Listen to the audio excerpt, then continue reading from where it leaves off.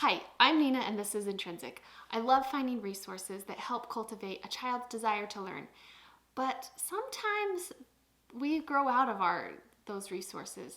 And today I was in a purging mood. So I'm going to show you some of these things I didn't like so much and some of these things we've just outgrown.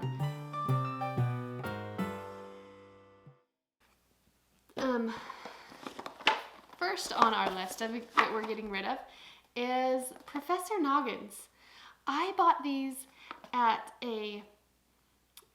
when a store was going out of business, and they seemed great, but they really are dry, and even though they have fun pictures, we just don't enjoy playing them. I know I've heard a lot of people enjoy them. If you want them, leave a comment and maybe I'll send them to you. 5-state rummy. This is such a cool idea. And this is actually out of print. But the reason I'm getting rid of this is because you don't actually need a separate set of cards. You just need any state cards and you can play rummy. You're just, you're trying to get in your hand 5 states that are by each other by picking up and discarding. But we'll just use our state cards out of another game and play it if we want. So I'm getting rid of that too. These aren't really educational and we don't really play them. Hit the deck and wig out. Brainbox ABCs. Now, these are pretty cool. They have these pictures and then you have a timer and you get so long to look at it, and when the time goes out, you flip it over and you read these questions, and it's supposed to train your mind to think better. I really was impressed with this concept. I feel like the packaging is so big. These cards are thick cardboard, which seems nice if you're playing with younger ones, but it just takes up so much room. And so we're getting rid of those too.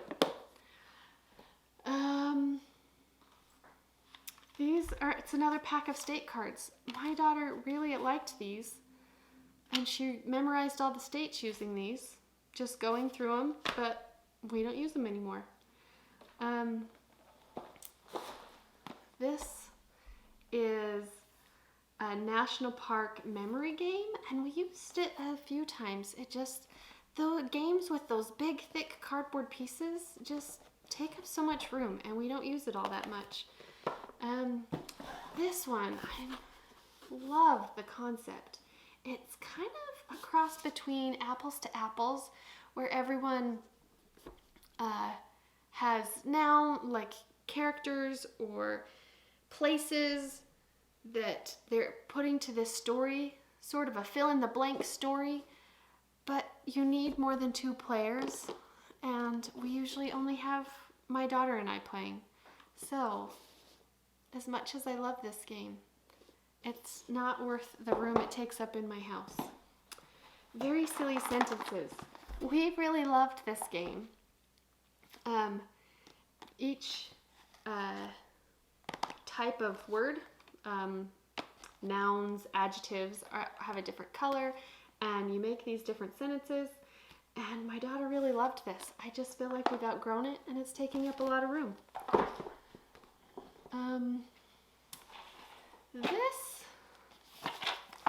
This is a little game where you shoot this marble and it bounces off and you're trying to have it not go past. And it was a lot of fun. I bought it when we were studying space, but we don't get it out that much and we don't need it. Snap. It's a game where you're connecting the little pieces to make longer snakes, and I bought it from a thrift store and we haven't really used it. I thought that it would be one that we like. I like the ones that have this type of game that have the flat sides better than these puzzle pieces. I feel like it makes it easier to play. And there's other ones that sort of use that concept but add to it that I'd rather. This I'm getting rid of. It is kind of like snap circuits, but I have found a couple sets of snap circuits, and I don't want to keep both around, so we are getting rid of that too. And this seemed like a big game. It is a big game, and that's why we're getting rid of it. What I meant to say was this seemed like a fun game where you can draw and it hooks up to your phone, and it shows things in 3D, but it's you have to use my phone.